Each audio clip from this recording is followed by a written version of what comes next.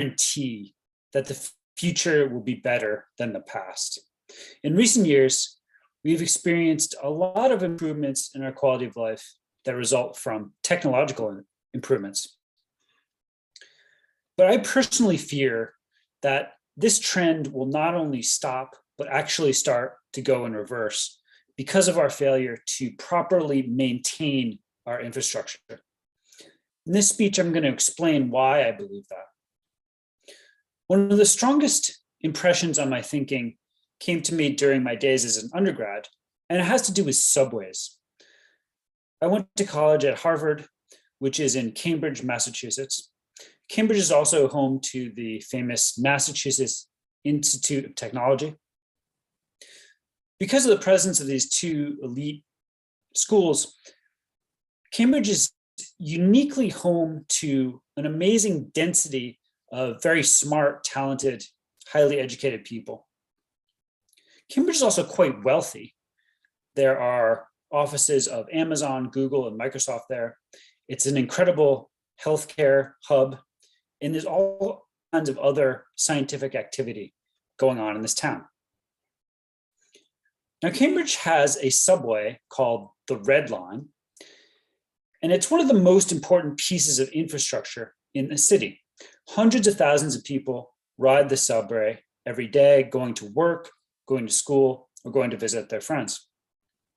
You might imagine that because of the combination of this amazingly talented group of people, as well as the fact that they have a lot of money, that the Red Line would be a great subway. It would be pleasant to ride, it would be reliable, and it would be clean. In fact, the exact opposite is true. When you go into a station on the Red Line, it is like descending into the netherworld. The stations are dingy and damp and dirty. The trains don't run on time. They're often delayed. The air is foul and polluted. And in fact, the most incredible sight that you see is stalactites. Because of the water dripping in from the roof of the ceiling, there's actually stalactites forming on the roof of the Red Line subway stations. I want to switch topics a bit to a related concept. This story comes from my day job. As you know, I work for a quite well-known, successful tech company. It's quite wealthy, has a lot of resources. Many of my colleagues are very smart. They have PhDs, they attended elite universities, and they've have many years of experience in the industry.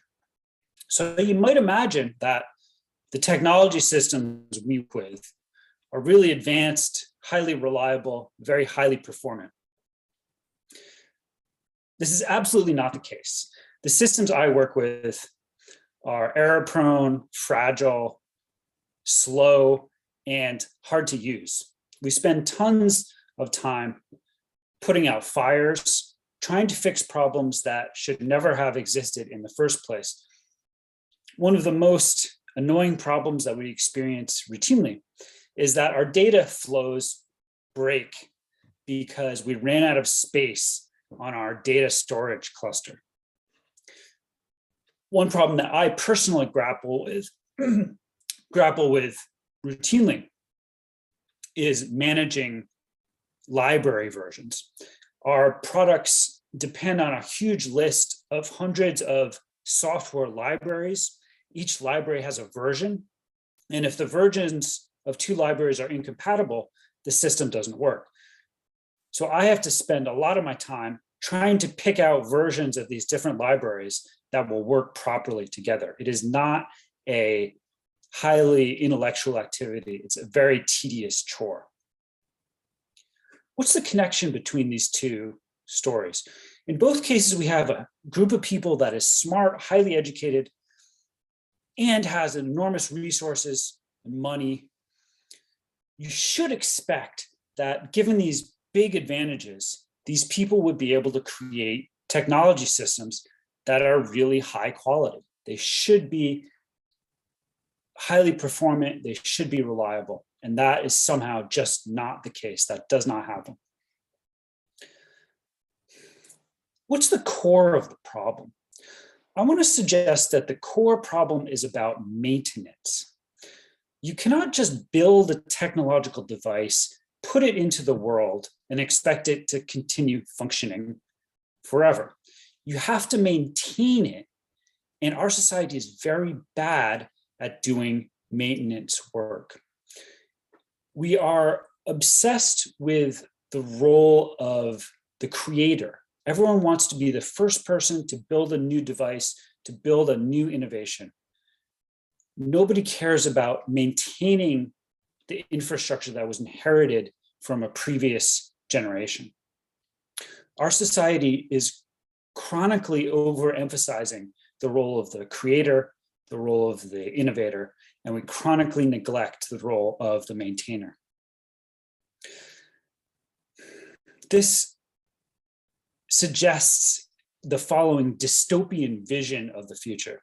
In this dystopian future, we've built an enormous amount of technologically machinery.